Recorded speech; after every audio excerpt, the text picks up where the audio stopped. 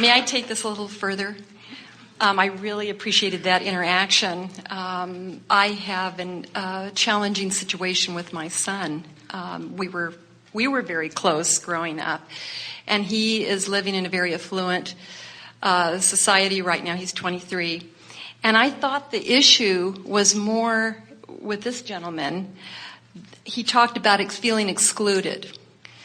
And there's that. But you see that feeling of being excluded, always, you think you're being left out of that party over there. That's not what it is. You're leaving yourself out of your own party. In other words, the only thing that ever makes you feel like a victim or feel vulnerable or feel misunderstood or feel not appreciated or feel not brought into it is you're not allowing yourself alignment with who you really are. When you're in alignment with who you really are, you're invincible, you're hardy, you're the one that's saving the bear then, you see. When you are tuned in, tapped in, turned on, then you are in alignment with all of the power of the universe.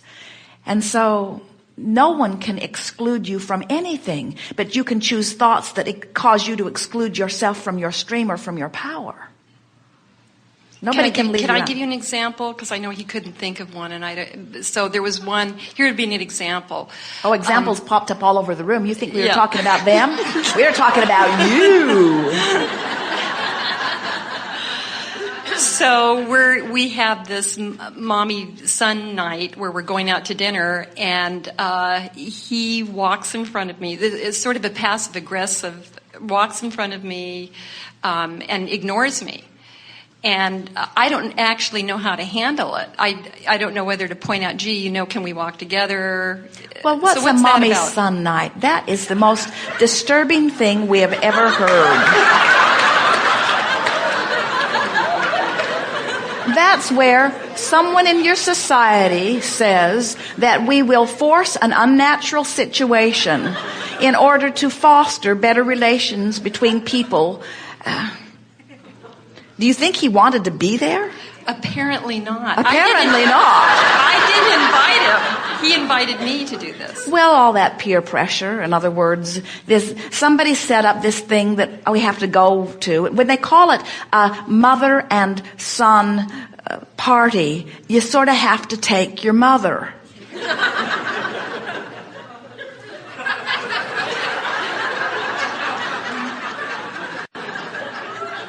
Was that yesterday or many years ago? No, a couple months ago. So, tell us about it. Well, I just did. I mean, it felt contrived.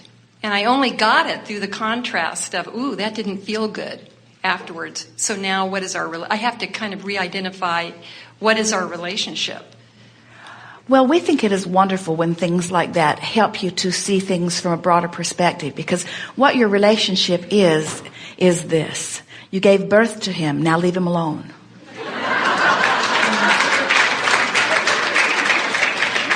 You were the avenue through which he came forth into physical experience. And you are an example, as is everyone else on the planet, of someone who's in alignment or not. But really, this business of parenting, most parents really have this distorted point of view that it's my job to think everything out for you and to sort it all out and to give you the right answer to all the questions. And what's really interesting is you can't have lived all the life that is necessary to live to give all the answers to the questions that your children are going to come up with, because your life is different and the same questions are not there.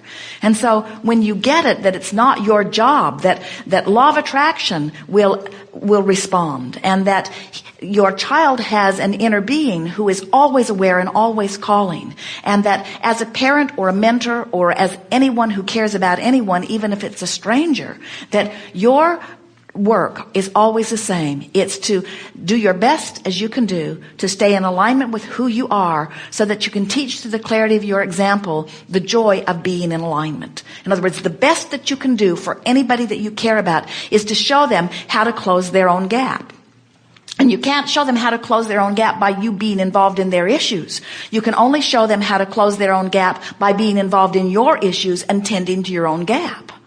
So, for example, when you don't feel good, don't smile and pretend that you do feel good. Say, I feel bad. I've got myself all out of whack. I've been beating the drum of what I don't want, when clearly what I want is clear over here. I have to find some way of closing my gap. Now let's see if I can find some positive aspects. Let's see if I can at least stop pointing in the wrong direction.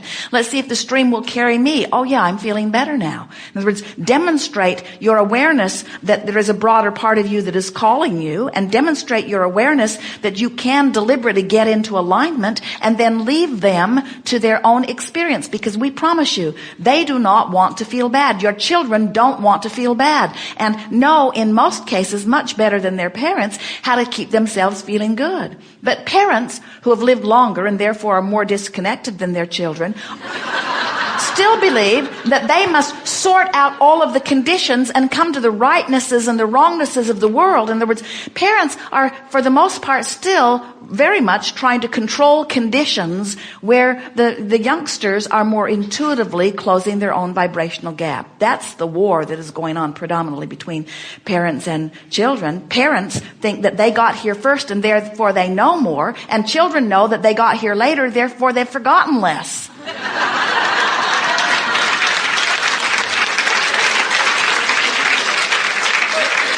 And so what could be better than a parent who is now remembering and a child who hasn't forgotten? In other words, isn't that wonderful when you come together and you all come to the same conclusion? I care about how I feel, and I can do something about how I feel. And your daughter or government or country or issue or circumstance or event, you do not have to change in order for me to feel better. In fact, I've given myself freedom in the only way freedom can come. I've given myself the freedom of alignment because my alignment is exclusive of anything that you are doing. That's the only place you'll ever get freedom. If your happiness depends upon what anyone else does, you're in deep doo-doo. Because you can't align your perspective. And so people spend lifetimes, look at the centuries of war that goes on in regions around the world as you are determined to convince others that your idea is the right one. They are so scrambled they can't even figure out what they want now. Most people are so much more aware of what they don't want, they can't get into alignment with who they are. And in their pain at not being in alignment, they're sure that it's somebody else's fault. It is the truest picture of bondage to separate yourself from source and then think somebody else has done it and ask them to do something to get you back in alignment when they don't have the power to do it. And that's what these kids are trying to tell you. Parent, mother, I love you so much. Dad, I love you so much. But I can't do it your way because you're outside of my guidance system. I can't consider everything that you're saying and close my gap. You got a different set of rules going on. Can you imagine if Magellan, the navigational system in one of Jerry Nestor's vehicles, tried to be really helpful and overlaid 10 maps, 10 different maps of 10 different people and where they are and 10 different destinations, and said, here, this may help. It would just cause absolute chaos, because the only thing that matters is where I am in relationship to where I want to be, and my emotion is guiding me there. But if I have to factor in what mom did when she was my age and what whoever set up the stupid mother-daughter party thinks about it all, and what the religion thinks about it, not this one, not only this one, but that one and that one and that one and that one and that one and that one and that one and that one and that one and that one and that one and that one. You just drive yourselves out of your minds by trying to factor in what everybody thinks about something that hasn't got anything to do with them, while you distract yourself from everything that does have to do with you, you see. So, next time your son invites you someplace, say, do you really want to go? Is this something you want to do, or is this something that somebody else thinks is a good idea for us to do? And having had that experience, now you know that, you see. Don't you? Isn't it just so interesting to do something because somebody else wants you to do it, and then you get in the middle of it and you just hate it. Now you have to keep pretending that you don't hate it because you don't want to hurt their feelings, but you're not lined up, and so you're not having a good time, which makes you lousy company. And then they're not having a good time, and then they feel bad for inviting you because they're not having a good time either. And then you say, well, we have done our responsible thing. We did something that somebody else wanted us to do in order to prove something that they needed to prove, and all we ended up with proving was that we hated being here. And then we say, well, just keep paddling upstream and giving each other trophies about how many mother and son dinners you can endure. And we say, our idea of going with the flow is saying, someone invites you to something, and your first response to it will give you a reading on whether you really want to go or not.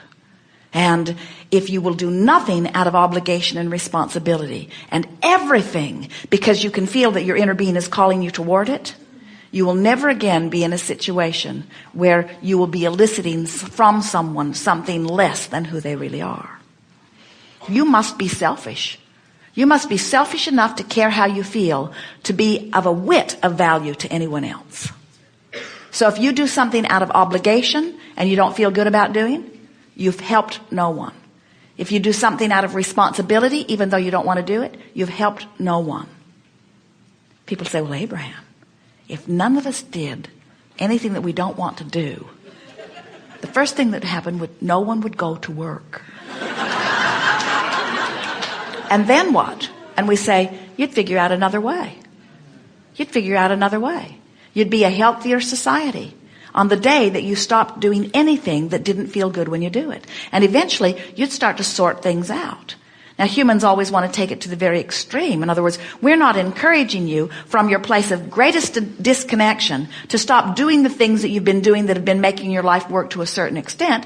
It would get a bit chaotic at first. But we're saying if you can start lining up energy, worrying about closing the gap, giving your attention to closing the gap, coming into alignment with who you are, so that your inspiration is the basis for your action, what you would begin to notice is all of the things that you are not taking pleasure from doing would move out of your life experience. If you can be one who does only that which makes you feel good. So now, how would, if we'd met you on the first day of your experience, this would all be easier. If we were visiting with all of your children, we would be having a raucous good time right now. Because they are closer to remembering this than most of you who have managed to separate yourself from who you are for a while. But here is the basis of it. If we were standing in your physical shoes from where you are right now, most of you not really in the place where you can just only do what feels good to you. Here's what we would do. We would do only those things that we really believe that we need to do in order to keep life moving along the way it is. And we would do everything else that we really want to do that we could cram into a day. In other words, we'd tell everyone, I'm going to do as much as I can do that I really want to do, and a handful of things that I got to do. But I'm really leaning toward doing what I want to do. And then every segment of every day, we would say, I'm free to do as I please. I'm free to do as I please. I'm free to do what pleases me. I'm free to do what pleases me. And before you know it, you'll begin saying, what I do pleases me. When you say, I'm free to do what pleases me, before you know it, what you're doing pleases you, because you're coming into alignment. And when you're in alignment, no matter what you do, it's fun. When you're not in alignment, no matter what you do, isn't fun, you see.